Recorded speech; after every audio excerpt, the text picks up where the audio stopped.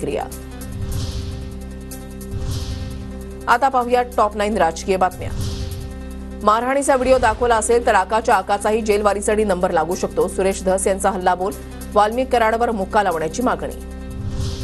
संतोष देशमुखांच्या हत्येतील एकही आरोपी सुटणार नाही, आरोपींना कठोर शिक्षा व्हावी हीच सरकारची भूमिका। उपमुख्यमंत्री एकनाथ शिंदेंची प्रतिक्रिया। बीडमध्ये झालेल्या हत्येमागचे मास्टर माइंड कोण? सुरेश धस यांचा सवाल, तर अजितदादा क्या हुआ तेरा वादा म्हणत धस यांच्याकडून फटकेबाजी। अजितदादांनी कोणताही वादा केला नाही, दोषींवर कारवाई होईल असं दादांनी सांगितलंय। राष्ट्रवादीच्या राजेश विटेकरांचं सुरेश धस यांना प्रत्युत्तर। डॉक्टर वाय भसेनेच घुले आणि सांगलीला पळून जाण्यास मदत केली, तपासामध्ये नवा खुलासा। वाय भसेच्या चौकशीनंतरच घुले आणि सांगलीच्या मुसक्या आवळण्यात यश।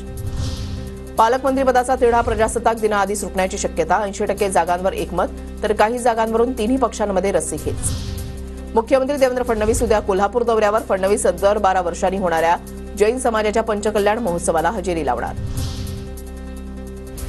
भाजपकडून आज विशेष सदस्य नोंदणी अभियान राबवलं जाणार। एका दिवसामध्ये किमान 25 लाख सदस्य नोंदणीचं उद्दिष्ट। भाजप आमदार रवींद्र चव्हाण यांची माहिती। MMRDAनं सर्व मेट्रो प्रकल्पांची कामं पूर्ण करण्याचं वेळापत्रक नव्यानं तयार करावं। दरवर्षी किमान 50 किलोमीटर मेट्रो मार्ग कार्यान्वित होईल, यासाठी नियोजन करण्याचे देवेंद्र फडणवीसांचे आदेश।